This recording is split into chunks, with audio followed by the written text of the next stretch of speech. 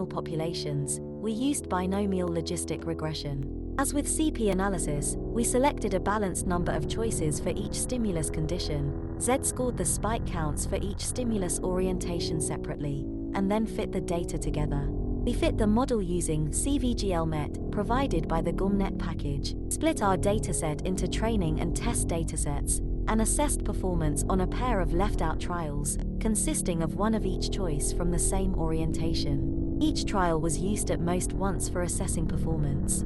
To reduce overfitting, we used lasso regularization, choosing the strength of the penalty term using 10-fold cross-validation on the training set. Specifically, the weight of the penalty term was set to minimize model deviance.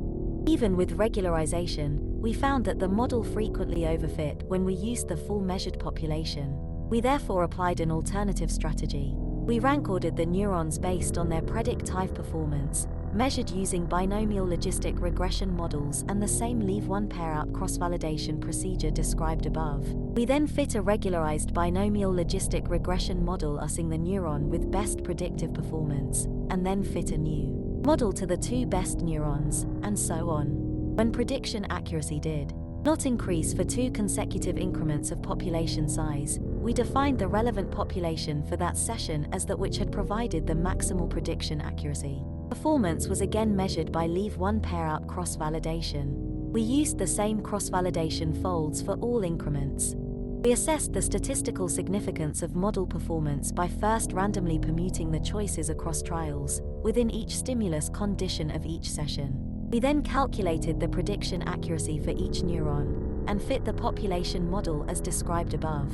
Cross-validation folds were not shared between the ranking procedure and fitting the population responses, because these were also not shared in the original data. Note that because performance was defined as the maximum observed for populations of increasing size, chance performance for the randomly permuted data was 50%. We repeated this procedure 1,000 times for each session, and defined performance of a model based on the measured responses to be significant if its performance exceeded the 950th best model applied to permuted data. To be sure our results did not depend strictly on the use of logistic regression, we also predicted behavioral choices from neuronal popular tie-on responses using a support vector machine with a linear kernel, using libsvm, and found similar results. Choice history analysis. We estimated the influence of choice history on behavior using a probabilistic choice model. The model contained a matrix of 10 independent variables for each trial, and a constant, bias term. There were 8 sensory parameters, 1 for each stimulus orientation, excluding the 45 degrees orientation. On each trial, the relevant stimulus variable was either set to 1 for stimuli 45 degrees, or 1 for stimuli 45 degrees, or to 0 if that stimulus was not presented on that trial. There were 2 choice history variables, capturing the choice on the previous trial. The first choice history variable was set to 1 if the animal received a reward and made a vertical choice in the previous trial, 1 if the animal received a reward and made a horizontal choice in the previous trial, and 0 if the animal was not rewarded in the previous trial. The second choice history variable was set to 1 if the animal was not rewarded and made a vertical choice in the previous trial, 1 if the animal was not rewarded and made a horizontal choice in the previous trial, and 0 if the animal was rewarded in the previous trial. We used a binomial logistic regression model with lasso regularizer tie-on to relate these variables to the animal's choices. We fit the model, for training dataset, 80% of trials, to estimate the weights and the regularization parameter, chosen through 10-fold cross-validation on the training set. We used the remaining 20% of trials to estimate performance. This procedure was repeat 100 times, creating 100 folds per session. The reported values are the average of these 100 folds. To test whether the choice history model performed better than a model that does not have the 2 choice history variables, we also computed the likelihood for a no history model. For each fold we computed twice the log likelihood ratio of the 2 models and compared the value to a 2 statistic with 2 degrees of freedom, chosen level of 0.05 to reject the null hypothesis that the choice history model is no better than the no history model. To predict choices using a model with both choice history and neuronal responses, we used the same ranking of neurons as in the population analysis described above. However, this time we fit the regression model to the most informative neuron, including the two choice history variables. We then added the next most informative neuron and fit a new model to these two neurons and the two choice history variables, and so on. We stopped when prediction accuracy did not increase for the two consecutive increments of population size. Performance was measured using a leave one pair out cross-validation procedure. We used the same cross-validation folds for each population size considered. We tested whether choice signals in neuronal responses were because of choice history effects by repeating our choice analyses, but consider separately trials in which the animal had previously made a vertical or horizontal choice. For these analyses, we required at least 10 trials of each choice for each stimulus, 45 degrees stimulus and 1 or 2 adjacent oriented tie-ins, and at least 40 trials in total. We could not perform this analysis conditioning on reward outcome, the second aspect of choice history used in our choice model, because the animal's success rate, 80%, produced too few error trials. We found that in a small fraction of trials, 8.3%, animals had been allowed to complete trials in which their gaze briefly left the fixation window. These trials were excluded from our neuron choice analyses. However, as animals had indicated their choice on these trials and received reward when correct, these trials were relevant for assessing choice and reward history effects. We therefore included these trials in our choice history analysis when they were followed by a valid trial, i.e., in which gaze remained within the fixation window. Microsaccade detection. The control for contamination of the recorded responses by eye movements, we reanalyzed our data after discarding trials in which at least one microsaccade was detected in an epoch beginning 150 milliseconds before stimulus onset, and extending to the end of each trial. Microsaccade detection was performed using a method based on the study by Horwitz and Albright. Brief, we smoothed the eye position time series with a Gaussian filter kernel, SD6 milliseconds, and computed its derivative. A microsaccade was defined as an event with velocity of 10 degrees per second lasting for at least 8 milliseconds. The vast majority of detected events, 99%, had an amplitude 0.1 degrees. Previous work suggests that 90% of the events of this amplitude detected with video tracking are true microsaccades. To ensure we could still detect a relationship between neuronal responses and choice in the remaining trials, we required that the session still contained at least 10 trials of each choice for each stimulus, and at least 40 trials in total. These criteria left us with 41 sessions of data for the CP analysis, 27 sessions for the V1 population analysis, and 28 for the V4 population analysis, with an average of 72.328.2 trials used per session. We compared the results of analyzing trials without microsaccades with analyses performed on an equal number of trials containing microsaccades, to ensure equal statistical power for the two analyses. Statistical analyses. All indications of variability are SDS, unless otherwise indicated. Trained 2 male macaque monkeys to perform a fine orientation discrimination task. We presented a sinusoidal drifting grating in the parafoveal visual field for 200 milliseconds, beginning 200 milliseconds after the establishment of fixation. Two choice targets appeared 200 milliseconds after stimulus offset. The animal indicated its decision by making a saccade to one of the targets. Correct choices, upward saccades for stimuli 45 degrees.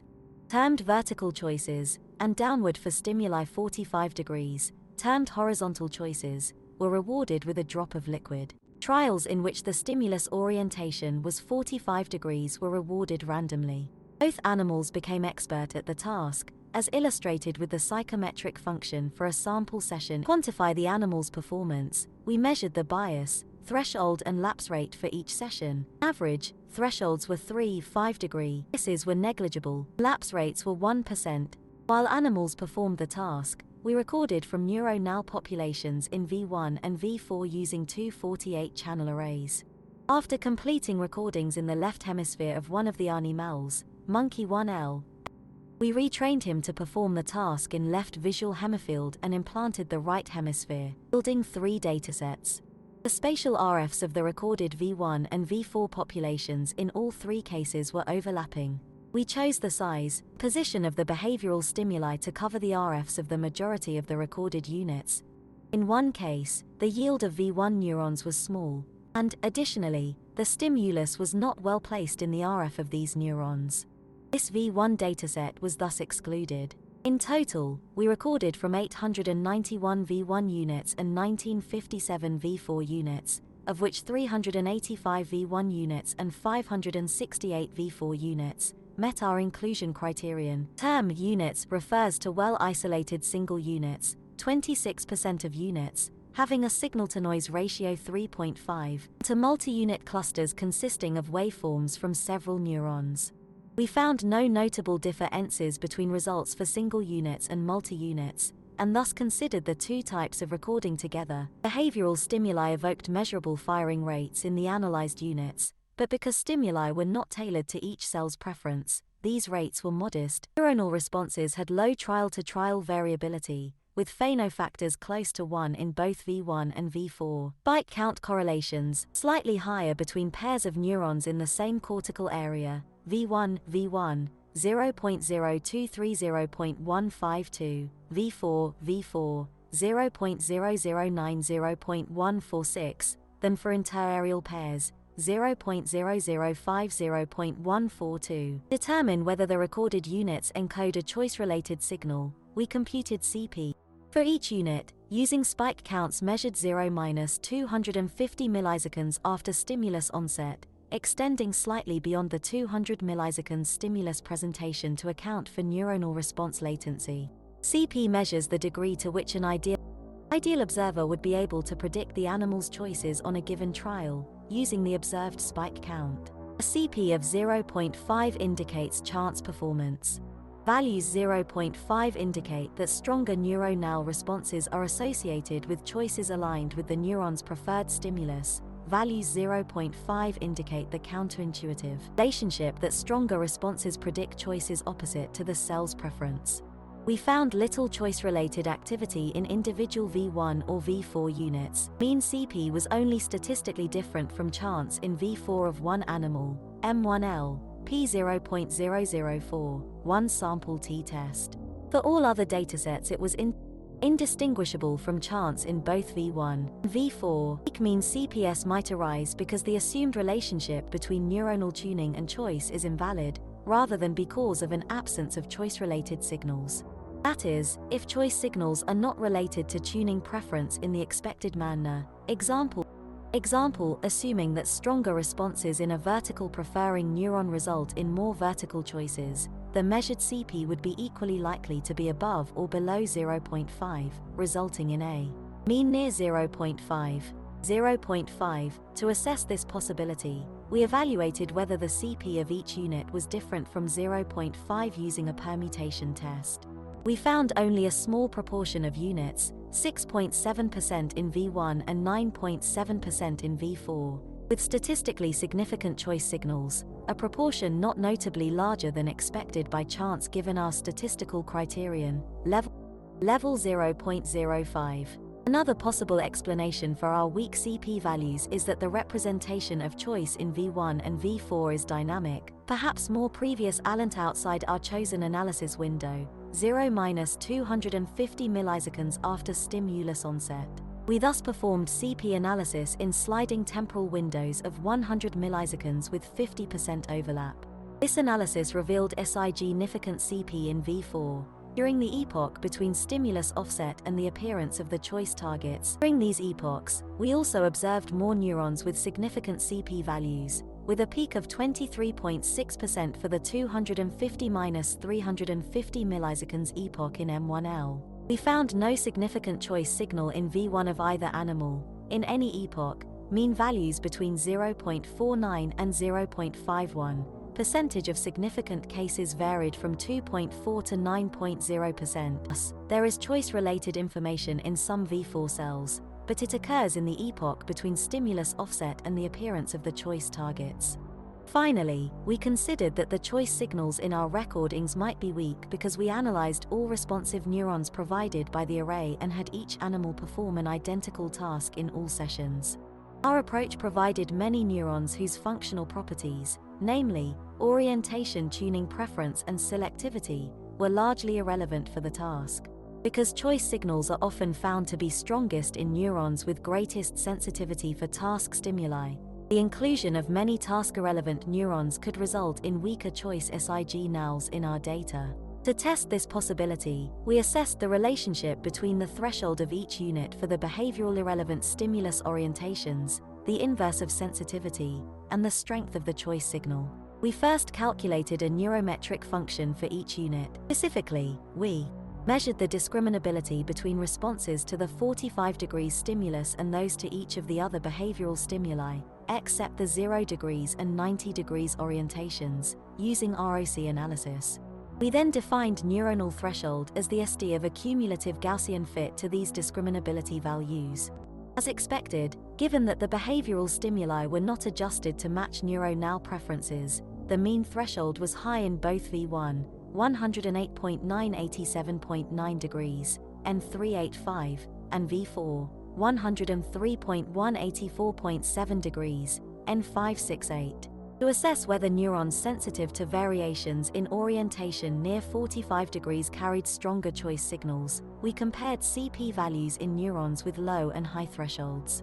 We quantified choice in formation as the deviation of neuronal CP from 0.5, termed here AbCP, to capture the strength of choice signals, without assuming a relationship to stimulus preference. During stimulus presentation, 200 milliseconds after stimulus onset, the mean AbCP for neurons with higher threshold, 50 degrees, V1, 0.0380.029, and 255, V4, 0.0380.031, and 318, was not different from those with lower threshold, 50 degrees, V1, 0.0380.028, and 130, V4, 0.0410.029, and 187, P0.1 for both comparisons, rank sum test. Further, there was no significant correlation between threshold and the strength of choice-related activity in either V1, R0.07, P0.33 for M1R, R0.004, P0.95 for M2, or V4, R0.12, P0.17 for M1L, R0.07, P0.64 for M1R, and R0.06, P0.24 for M2. In the epoch after stimulus offset, 200–400 milliseconds, when choice signals were most evident, the mean AbCP was slightly larger for neurons with low, 50 degrees, V1, 0.0450.035, and 255, V4, 0.0470.036, and 187, than high threshold, 50 degrees, V1, 0.0350.028, and 255, V4, 0.0470.036, and 381, P, V1, 0.03, P, V4, 0.03, rank sum test. There was a strong correlation between these two variables in V4 of one animal, the remaining cases showing no relationship, P0.06 for remaining cases. We conclude that V4 contains stronger choice signals than V1, and that these signals are slightly more robust in neurons that have a lower threshold for task stimuli. Choice signals are most evident late in the trial, in the epoch between stimulus offset and the appearance of the targets used to report the decision. We next leveraged our simultaneous recordings to investigate the relationship between the animal's decisions and the responses of small neuronal populations in V1 and V4. Specifically, we attempted to predict the animal's choices on a trial-by-trial basis using a regularized, logistic regression model fit to the neuronal population responses. They assured neuronal responses in the epoch 200–400 milliseconds after stimulus onset, as single neuron choice signals were most evident at this time and population analysis did not reveal significant choice information in earlier epochs. For this analysis, we only considered sessions in which more than one neuron was recorded in each area.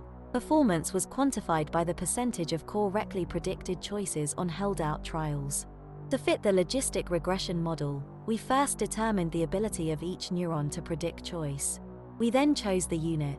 with the highest performance and added units to the model in descending order of predictive performance, until model performance ceased improving. Using this approach, we could predict the animal's choice on 54.14.5% of trials in V1, exceeding the average 95th percentile confidence interval for chance performance, defined as model performance on permuted data, of 52.0%. For V1 popular tie-ins, performance was significantly better than chance in 13 of 58 sessions. In V4, model performance was more robust, predicting the decisions correctly on 58.66.5% of trials, the 95% confidence interval for chance performance being 51.6%. Performance of models using V4 responses were significantly above chance in 40 of 67 science. Notably, we observed robust choice information in V4 of all three datasets, though choice signals were barely evident in the individual units recorded in one of the animals. Differences between V1 and V4 choice signals were also evident when we excluded the V4 data from M1L, for which there were no corresponding V1 responses. In additional analyses, we attempted to predict choices using models that considered the V1 and V4 populations together, but these models did not outperform models based solely on V4 responses. We also tested whether the performance of V1 and V4 populations was correlated on a session-by-session basis, e.g., whether sessions in which choice signals were particularly robust in V4 were also those sessions in which V1 contained stronger choice signals, where found a weak correlation in population performance in M2, R0.31, P0.05, and no relationship in M1R, R0.35, P0.1. We next compared the performance of single neurons and populations, on a session-by-session basis. By definition, the population performance was equal to, or better than, the performance of the best single neuron of each session. The improvement was generally modest, with an average increase in performance from 53.13.9 to 54.14.5% for V1, M1R, 52.93.9 to 53.74.5, M2, 53.44.0 to 54.64.5, and from 56.85.6 to 58.66.5% for V4, M1L, 58.86.5 to 60.76.6, M1R, 53.34.4 to 53.54.1, M2, 57.54.4 to 60.26.1. The limited improvement was due in part to models using only a small number of neurons. Larger populations were available. We observed more sizable improvements.